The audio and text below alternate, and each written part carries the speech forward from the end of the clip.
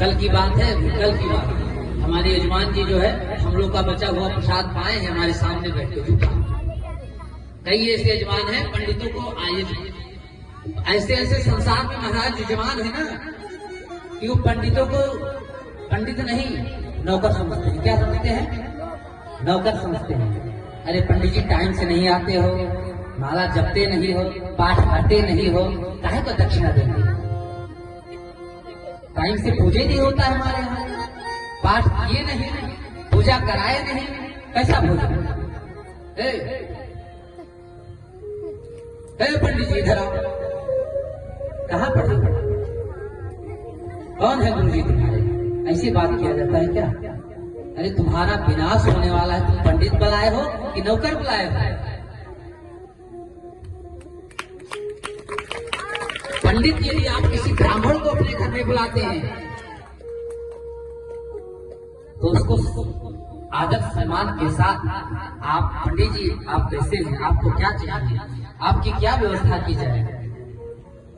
उसके बाद पंडित जी को भोजन कराने के बाद आप भोजन पाएं। पंडित जी भोजन करें तो सामने बैठे, पंडित जी को कोई दिक्कत हो, पंडित जी को कोई परेशानी हो, पंडित जी के पास कोई वस्त्र न हो, पंडित जी का वस्त्र स्वयं से मिले।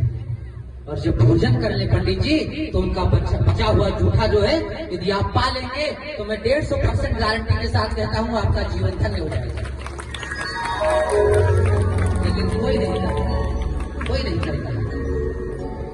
सब क्या करते हैं? बचा हुआ जूठा फेंकवा देते हैं। कल्याण चाहिए तो खा लो भैया, पा लो, उसको कल्याण हो जाएगा।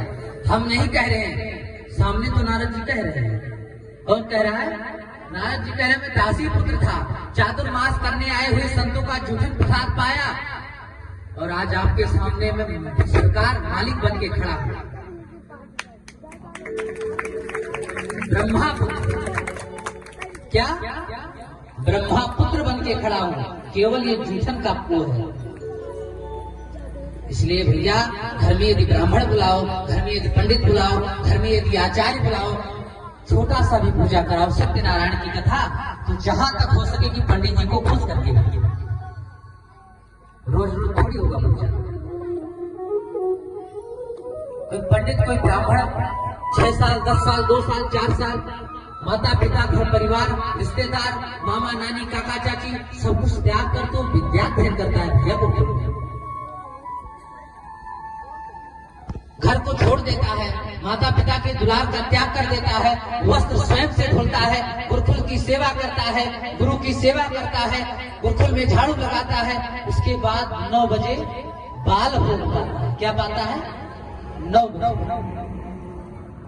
1 बजे उसको भोजन प्रसाद मिलता है।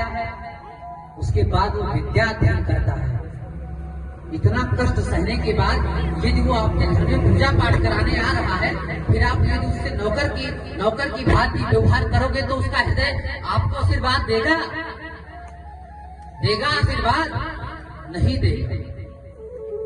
भैया उसने सब कुछ तो त्याग कर दिया, अब तो कम से कम उसकी सेवा करो। 2-4 दिन तो सेवा कर लो, अवसर मिला है। कुछ नहीं है संसार में, भागो।